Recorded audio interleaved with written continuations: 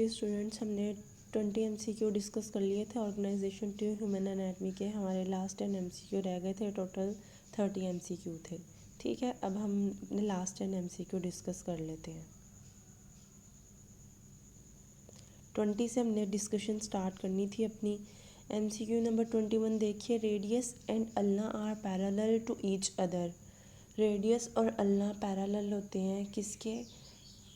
एक दूसरे के पैरेलल होते हैं। किस पोजीशन में? सुपिनेशन में, प्रोनेशन में, प्रोट्रैक्शन में या फिर रिट्रैक्शन में। तो प्रोनेशन में मैंने आपको बताया था, हम हाथ को अगर उल्टा करते हैं, मतलब उल्टा इस तरह से कि जो उसका फ्रंट रीजन है वो नीचे आ रहा है, और उसमें क्या होता है कि जो रेडियस है अल्ना को क्रॉस कर जाती है। जबकि अगर हम हाथ को सीधा करके देखते हैं, जब हम अपनी क्रेजेस दिखाई देती हैं, लाइंस दिखाई देती हैं, तो वो सुपिनेशन होती है। उसमें अल्ना और रेडियस एक दूसरे के पैरेलल होते हैं। तो सुपिनेशन आपका राइट आंसर है। प्रोट्रैक्शन या रिट्रैक्शन क्या होता है? प्रोट्रैक्शन फॉरवर्ड मूवमेंट होती है, आपको पता है। रिट्रैक्शन बैकवर्ड मूवमेंट होती है। अप्लाई कब करते हैं हम ये प्रोट्रैक्शन और रिट्रैक्शन? ये हम अप्लाई करते हैं अगर हम शोल्डर गिडर की या फिर जॉ लोअर जॉ की बात कर रहे हैं, मोस्टली तब करते हैं apply. Which of the following is incorrect about non verbal communication? कौन सा नॉन वर्बल कम्युनिकेशन के लिए इनकरेक्ट ऑप्शन है इसमें से?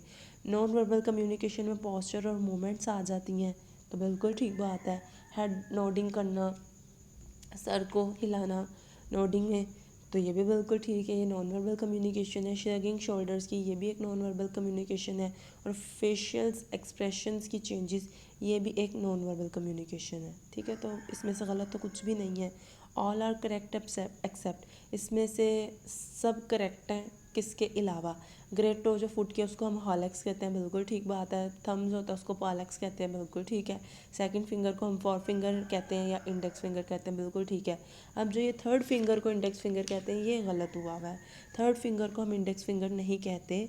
हम जो सेकंड फिंगर होती है हमारी, या फिंगर वो फर्स्ट ही होती है बेसिकली, मतलब कि फिंगर्स में बात करें तो सेकंड फिंगर ही बन रही है। लेकिन फिंगर्स में बात करें तो इस तरह से पोजीशंस देखें ना, अंगूठे के अलावा जो बात करें तो वो पहली, अदरवाइज़ पूरे हाथ के डिजिट की बात करें तो दूसरा डिजिट। तो थर्ड फिंगर को हम इंडेक्स फिंगर नहीं कहते, हम अपनी सेकंड फिंगर को, ओवरऑल हाथ में से दूसरे डिजिट की बात करें उसको हम फोर फिंगर कहते हैं। तो थर्ड को हम इंडेक्स फिंगर नहीं कहते, सेकंड फिंगर को, या फिर सेकंड डिजिट ज़्यादा बेहतर रहेगा। वैसे आई थिंक मैं इस MCQ को अमेंड कर देती तो ज़्यादा बेहतर हो जाता। चलें कोई बात नहीं, मैं आपको समझा देती हूँ। अगर यहाँ पे हम फिंगर्स की बात कर रहे हैं तो आप ओवरऑल इसको, ओवरऑल हैंड की फिंगर डिजिट काउंट करेंगे तो ये फोर फिंगर कहलाएगी। ठीक है, इसको हम फर्स्ट फिंगर भी कहते हैं, इसको हम फोर फिंगर भी कहते हैं, इसको हम पॉइंटर भी कहते हैं, पॉइंटर फिंगर भी कहते हैं, ट्रिगर फिंगर भी कहते हैं, और डिजिटस सेकंडस भी कहते हैं, क्योंकि ये हमारा सेकंड डिजिट होती है। लेकिन थर्ड इंडेक्स फिंगर नहीं होती। फोर्थ फिंगर रिंग फिंगर होती है, और जो फिफ्थ होती है ये लिटिल फिंगर होती है। तो ऐसे आपकी पांचों उंगलियां पूरी हो जाती हैं। लेकिन फर्स्ट जो होती है उसको हम उंगली कहने की बजाय थंब कहते हैं, तो फिर समटाइम्स हम उसको कंसिडर नहीं करते। हम अपनी गिनती ही एक से स्टार्ट करके चार पे ख़त्म करते हैं कि उंगलियां चार हैं, और फर्स्ट को हम थंब कह देते हैं। तो आपने याद रखना है कि थंब के लिए पॉलेक्स, और जो हमारी पहली उंगली है लेकिन डिजिट दूसरा, वो फोर फिंगर है।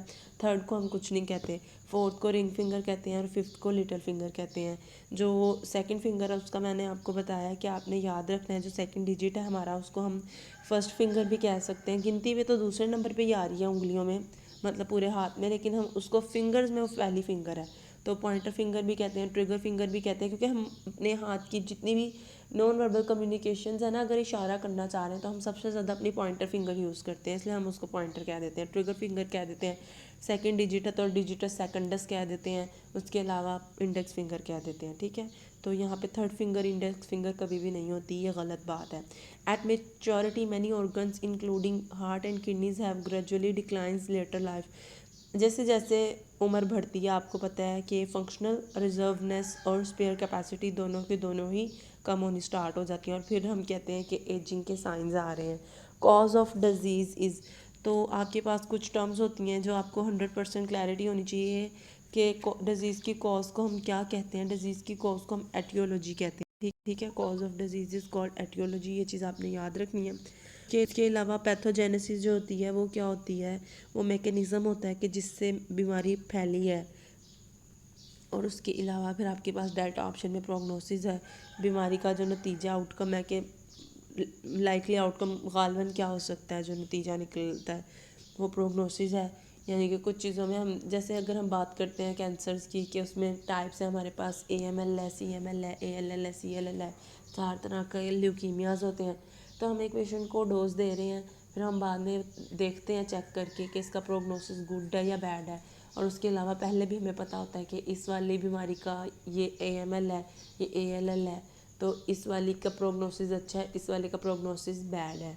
मतलब कि ट्रीटमेंट पकड़ने की कैपेसिटी कह लें कि क्योर कितना अच्छा कर सकती है वो, ये कह लें, या लाइकली आउटकम कह लें। Abnormality described by people other than patient. Other than patient किसी ने बताया तो वो साइन है, ख़ुद पेशेंट ने बताया कि मुझे ये हो रहा है, मुझे वो भी हो रहा है और मुझे ये भी हो रहा है, तो वो फिर सिम्टम है। और अगर इस तरह की एबनॉर्मेलिटी है कि वो कलेक्शन है साइन और सिम्टम्स की, तो फिर हम उसको सिंड्रोम कहते हैं। आयाट्रोजेनिक क्या होता है? आयाट्रोजेनिक आपकी वो इस तरह की कंडीशन होती है कि उसके होने की वजह कोई हेल्थ केयर इंटरवेंशन बनती है कि आपने प्रॉपर हेल्थ केयर नहीं की, तो उसमें जो इंटरप्शन आई है वो आपकी आयाट्रोजेनिक कहलाती है। How many carpal bones are there? तो 8 कार्पल बोन्स होती हैं आपके पास। The term chordal is commonly used in embryology because in human embryo it develops in and disappear in 4th and 8th week away from the median plane of the body। तो median plane में जो away position होती है वो क्या कहलाती है? आपने याद रखना है, जो मीडियल होता है वो मीडियल पोजीशन टूवर्ड्स होती है और जो लेटरल होती है वो क्या होती है? अवे होती है। ठीक है, away from the median plane of the body is called lateral plane.